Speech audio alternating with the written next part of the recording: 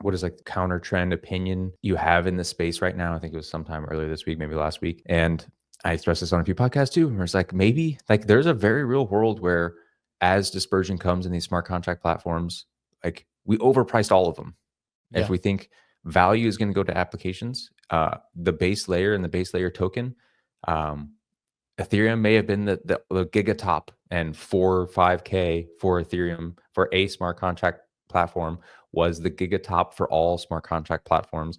And all of them are going to compress lower together. Like some of the bottom ones will come up, Ethereum will go down, all of them net will go up, like as a category, sure, like more will pour into it. But the relative valuation of any given contract, smart contract platform maybe goes down. And Mhm. this is L1s, this is L2s, right? L2s can have superior applications because it doesn't have to do all the things an L1 can. So like, does that mean there's more value that can actually go to an L2 now because like it can have the best applications because it doesn't have to deal with all the shit that we overpriced originally as an L1, this L1 premium people are talking about.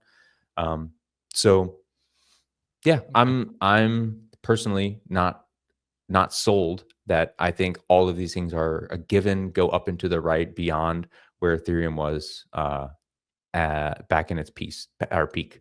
I think all of them could compressed together lower as a category. Um, and no one wants to hear that, but I think that's a very real possibility if we think the world is apps. Yeah. I'm kind of that mind as well, in the sense that there's probably like a number which is an appropriate number for the category to have, and now people are fighting around in that category. So yes, Sui can rise very strongly in that category to kind of like get more of um that piece of the pie. But then it will come at the expense of another one. Like they can't all go up in that same way, I don't think. And so obviously you have Sui and Hype I, performing exceptionally well at the moment. we have examples of this too, by the way. Like this wouldn't be the only category that does it, right? So we did the exact same thing on memes, right? We're in the presence of doing that with Yes, all yes, memes. yes. Yeah. We did the exact same thing with NFTs, right?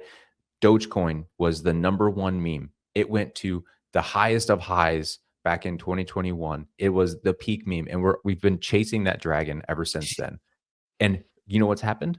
Dogecoin has compressed lower, and more of the lower bound has come up. So, like as a category, sure, it's 100%. going up. The entire thing is compressing lower over time. You know what we did with NFTs? Punks went to the fucking moon. Apes flipped them for a day. Like everything was going crazy. Everything was awesome. We have been chasing that dragon ever since that day. And you know what's been happening? Everything has been compressing lower across more assets over a longer period of time. Nothing Yes. has returned to its high. I think that same fractal could happen with blockchains as a category. ETH went to the fucking moon. Everyone's now chased that dragon of, oh my God, these things can get up to 450 billion as a smart contract platform. And Mm. all of them will compress lower over time.